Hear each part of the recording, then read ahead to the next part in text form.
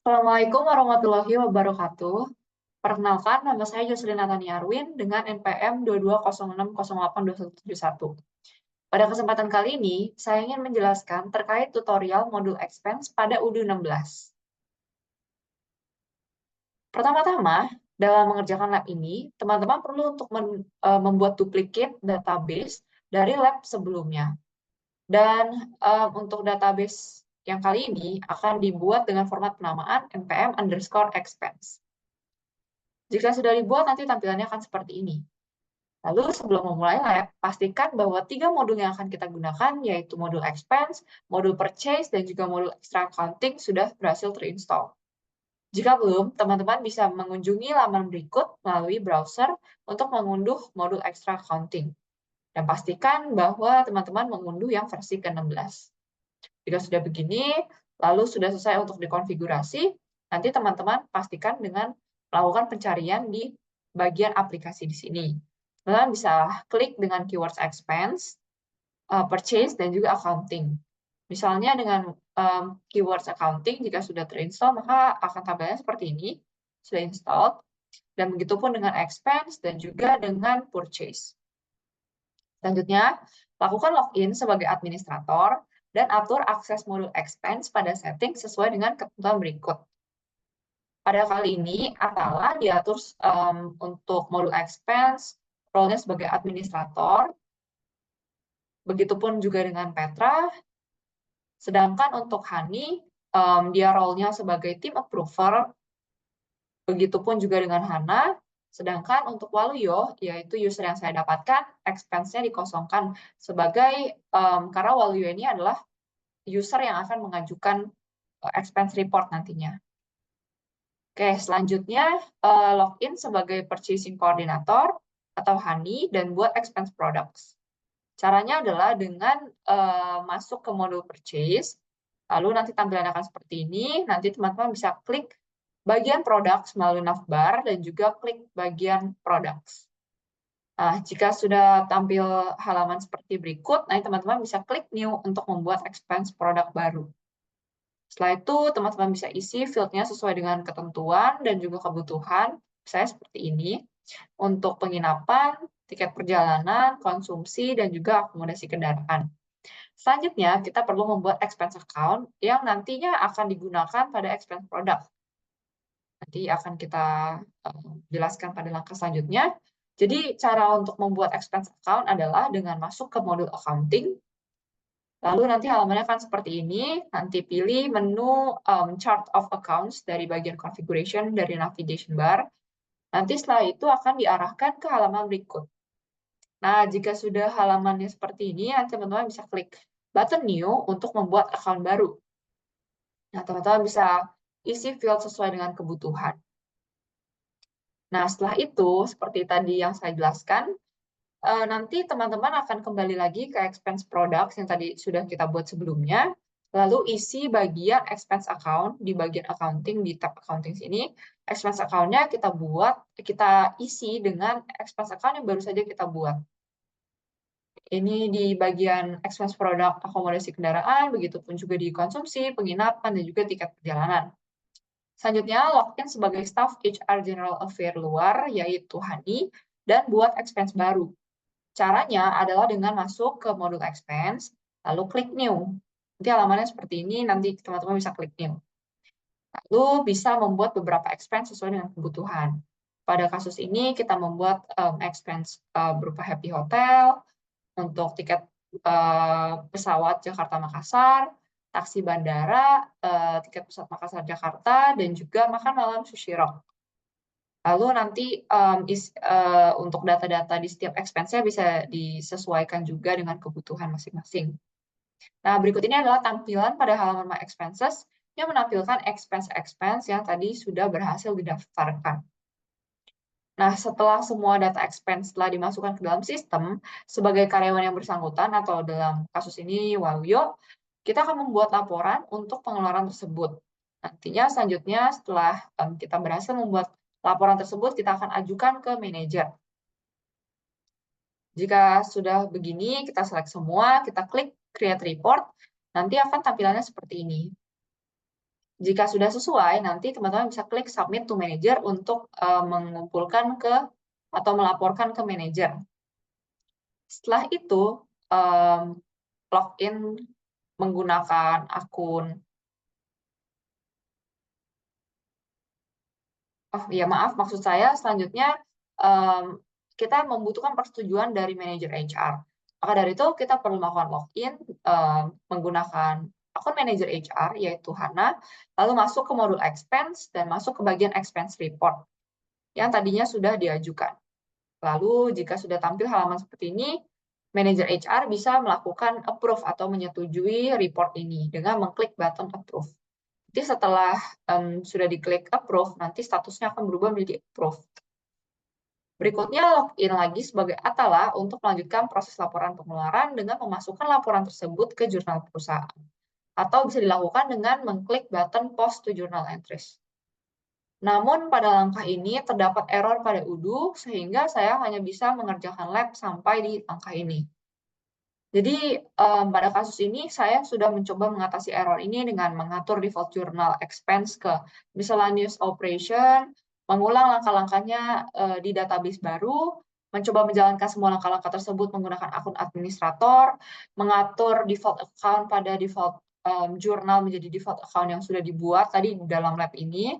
Saya juga sudah mencoba mengubah tipe jurnal menjadi purchase dan juga mengatur default expense account-nya sesuai dengan default account yang tadi sudah dibuat di lab ini, namun masih tetap error. Jadinya saya tidak bisa melanjutkan ke langkah selanjutnya. Dan ini adalah beberapa screenshot dari error-error yang saya dapatkan dari beberapa percobaan. Selanjutnya, saya akan menjelaskan terkait dengan DB Visualizer.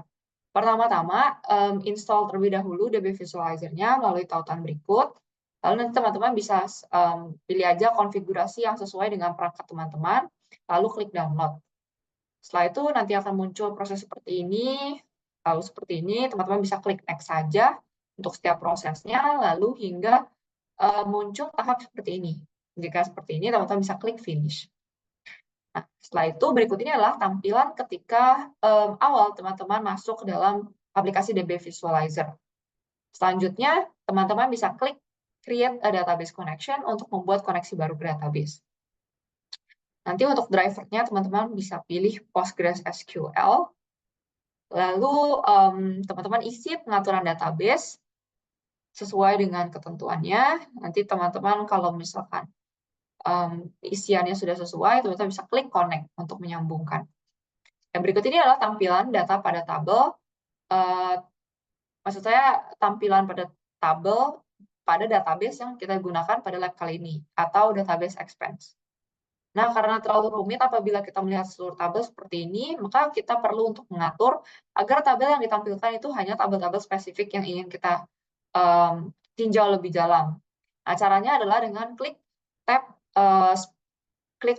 pada di sini, klik tab Preferences, lalu pada Display Option, pilih yang Specified Tables. Setelah itu nanti ada pop-up window seperti ini, teman-teman bisa pilih apa saja data yang ingin ditampilkan, lalu klik panah hijau di sini untuk memindahkannya ke bagian Selected Tables. Dan itulah data-data yang akan ditampilkan di bagian sininya, interface-nya. Dan berikut adalah visualisasi relasi tabel data pada database expense. Selanjutnya saya akan menjawab beberapa pertanyaan terkait dengan modul expense ini. Yang pertama, yaitu apa yang kamu ketahui terkait expense product dan jelaskan perbedaan antara expense product dan juga expense. Jadi sebenarnya expense product itu adalah pengeluaran yang dikategorikan berdasarkan produk atau layanan tertentu yang dibeli untuk kebutuhan operasional perusahaan. Contohnya saja, misalnya tiket perjalanan dinas, akomodasi yang tadi kita sudah masukkan kategori-kategorinya, atau misalnya alat tulis kantor. Nah, dalam sistem ERP seperti misalnya Odoo, expense product itu biasanya dikelola dengan lebih spesifik untuk memantau pengeluaran yang berkaitan dengan produk tertentu. Sehingga nanti output-nya, pencatatannya bisa lebih rapi dan juga terstruktur. Dan biasanya expense product ini dihubungkan dengan kategori produk tertentu dan juga jurnal keuangan terkait, misalnya jurnal pengeluaran atau yang lebih akrab dikenal dengan expense journal. Nah, di sisi lain, expense merupakan kategori yang lebih umum untuk mencatat semua jenis pengeluaran yang terjadi dalam operasional perusahaan. Dan expense ini tidak terbatas pada produk atau layanan tertentu seperti expense produk tadi. Melainkan expense ini mencakup biaya-biaya seperti gaji karyawan, sewa gedung, utilitas, dan lain sebagainya. Dan dalam laporan keuangan, nantinya expense itu menggambarkan keseluruhan biaya yang mempengaruhi laba rugi perusahaan dan tidak selalu memerlukan pencatatan detail seperti pada expense produk. Jadi, untuk menekankan kembali, perbedaan utama di antara keduanya itu terletak pada cakupan dan detail pencatatannya. Expense produk lebih berfokus pada pengeluaran terkait dengan produk atau jasa spesifik yang bisa dipantau melalui kategori produk tertentu dalam sistem. Sementara itu, expense mencakup seluruh pengeluaran yang lebih luas dan lebih umum dan juga biasanya dicatat langsung dalam modul akuntansi tanpa harus terhubung ke produk-produk spesifik. Misalnya, pembelian tiket pesawat untuk perjalanan dinas akan dicatat sebagai expense produk. Sedangkan untuk pembayaran listrik untuk operasional kantor termasuk ke dalam expense secara umum. Dan yang selanjutnya yang kedua, apa langkah-langkah yang akan kamu lakukan di dalam UDU apabila laporan persetujuan yang kamu ajukan ditolak oleh manajer kamu? Menurut kamu, apa umumnya alasan pengajuan laporan ditolak oleh manajer? Jadi, jika laporan persetujuan ditolak oleh manajer, langkah pertama adalah memeriksa alasan penolakan yang biasanya tercantum dalam komentar. Selain itu, kita dapat memperbaiki laporan sesuai dengan komentar yang dicantumkan. Misalnya seperti memperbaiki data, melengkapi dokumen pendukung, atau memperbaiki format pengajuan. Setelah itu, mungkin setelah kita sudah melakukan revisi, kita bisa mengajukan kembali laporan untuk persetujuan ulang. Nah, umumnya laporan ini ditolak karena data yang salah, atau misalnya dokumen pendukung tidak lengkap, format yang salah, atau terkait dengan pengeluaran yang melebihi kebijakan dan juga anggaran perusahaan. Selain itu, laporan juga bisa ditolak karena misalnya deskripsinya kurang jelas atau prosedur pengajuan, langkah-langkah yang harus dipenuhi sebelum pengajuan itu belum dipenuhi. Dan yang ketiga terkait dengan apa saja pengeluaran-pengeluaran yang dikeluarkan oleh divisi HR selain dari kegiatan perjalanan dinas untuk employee engagement. Misalnya saja yang pertama ada pelatihan dan juga pengembangan karyawan yang sudah kita bahas pada video sebelumnya, yaitu ya terkait dengan training dan juga development. Jadi biaya ini mencakup misalnya pelatihan, seminar, workshop, atau kursus untuk meningkatkan keterampilan karyawan. Misalnya untuk biaya-biayanya dikeluarkan untuk materi training, untuk biaya pelatih, dan juga untuk fasilitas-fasilitas yang digunakan selama training. Dan yang kedua ada juga terkait dengan rekrutmen dan juga seleksi.